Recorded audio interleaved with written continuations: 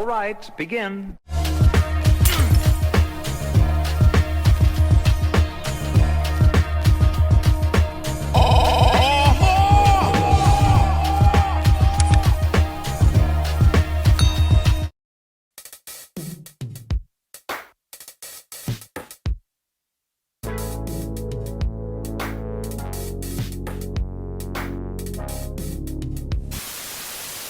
In the sense that the call wasn't about Cardi B per some of the things that was said by this other blogger. I think his name. Tasha K was talking. She stated that her and Lovelyti had a right to believe Star Marie. Listen to that. She said her and Lovelyti. Again, she's including Lovelyti in her thought process instead of saying I, Tasha K, had the right to believe the video, the interview that I did with Star Marie was, this is my opinion, but she kept on including Lovelyti to make her a co-conspirator of sorts for this call, which it came across really, really awkward. And then when you listen to the whole audio in its totality, it doesn't help a case. It really doesn't help a case. And I'm gonna tell you what else I noticed with the jury. When they were playing this, remember when the plaintiff was putting on a case in chief, they were taking very detailed notes.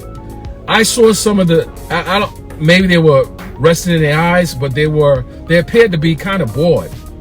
And that's never good if they feel that they have something that they can sink their teeth into. So it was very odd that the defense took the chance by playing the entire video.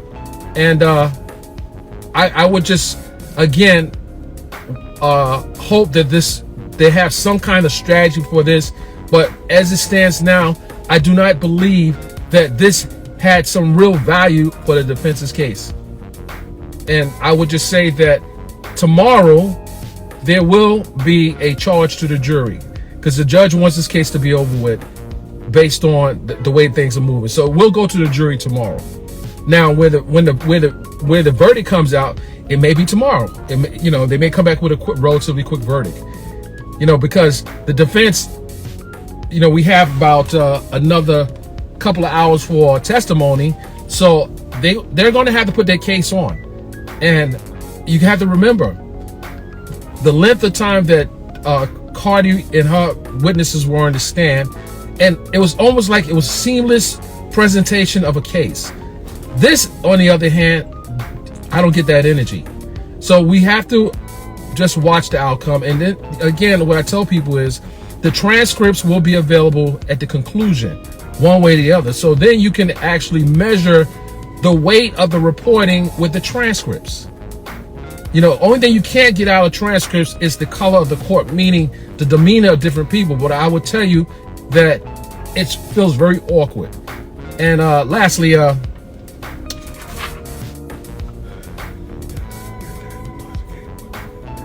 Tasha, now the jury shouldn't have heard this. This is something very interesting. Lovelyti said, and she didn't know, Lovelyti did not know she was being recorded. She says in the audio, she says, in the audio, she says, Tasha K would do anything for success. And she said, as a matter of fact. So when she said that, she didn't know that Tasha K was recording her. So this is really interesting. How will the jury view this audio? Because there was things that Lovelyti said that didn't help Tasha K's case. There were some things where Lovelyti was talking because she believed that she was talking to a friend. She believed that there were some genuine things there. And if anyone remembers, in the call with Lovelyti and Tasha K, Lovelyti actually cried in there because she felt that her friend was being attacked. Meanwhile, her friend was recording her to go on an attack at some point. That's how you have to view that. Lovelyti genuinely was crying in this recording. However, what she didn't know was her friend was recording her. And the weight of that can be significant for this jury. And I agree, it was very manipulative, and I just don't know why the jury played the entire call. So you have the entire call that obviously was orchestrated by one party, and then you have the vulgarity and the the mean-spirited. One thing I said yesterday in my report is, as well as Miss Brittany Dobbins said, once a jury hears something, it's hard to be unheard. So they're running the risk of a potential train wreck.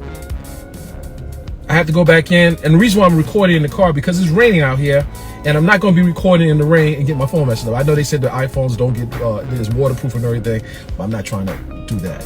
I'm going to read a few questions before I go in, guys.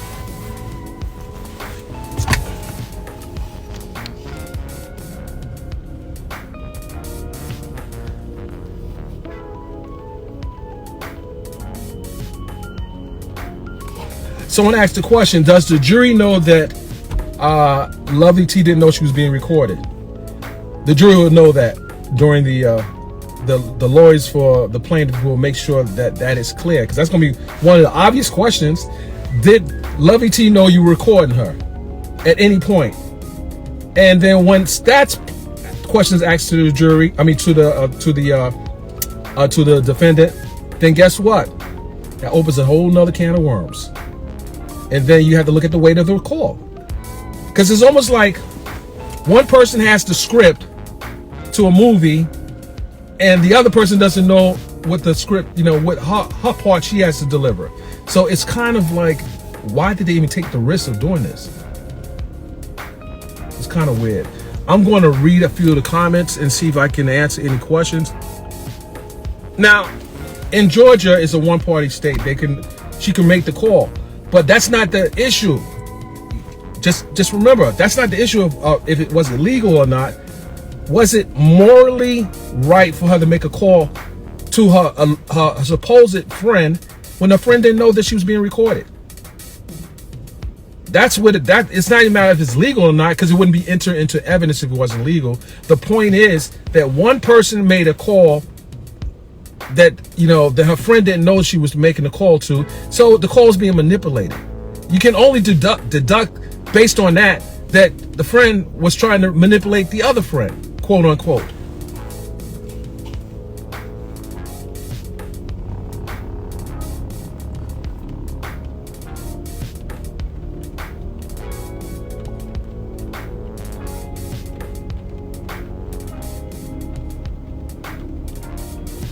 That's a good question. Someone asked, do I think the phone call showed that Tasha K was sympathetic to Star Marie Jones? Well, remember, if the call was being manipulated, then the sympathy in the call might have been manipulated. Can we get a 1 if you could think about that logic? If only one person was aware that the call was being recorded and they were controlling the call, can we at least accept the likelihood that that person could be acting in the call, and any sympathy that could have been perceived in that call could have been manipulated? Can I get a 1 for that? If you don't agree, give me a 2. That's all.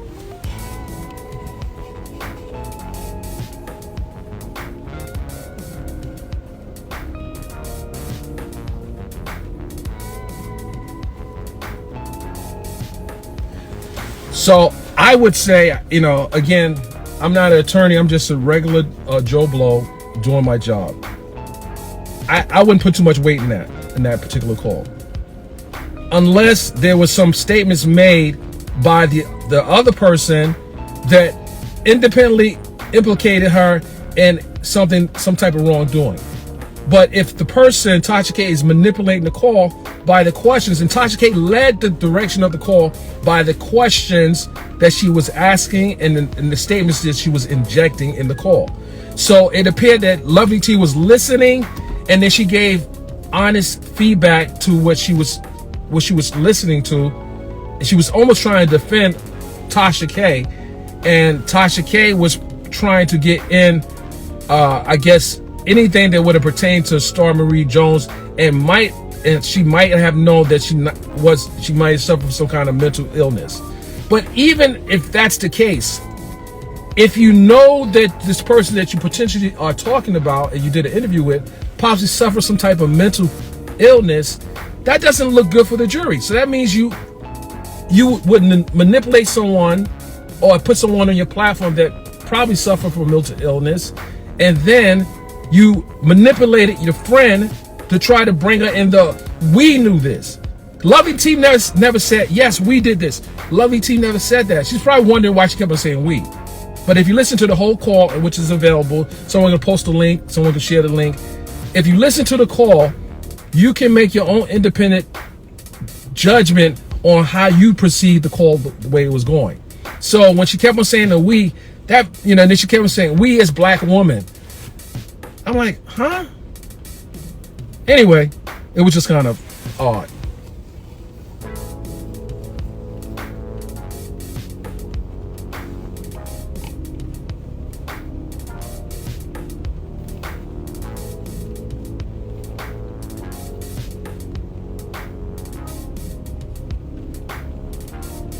And I would say this other thing, and I want you to think about this. I want to actually say this as well. Think about the fact that this call that Tasha K recorded without the knowledge of Lovelyti is actually being used in a trial that can potentially sink her.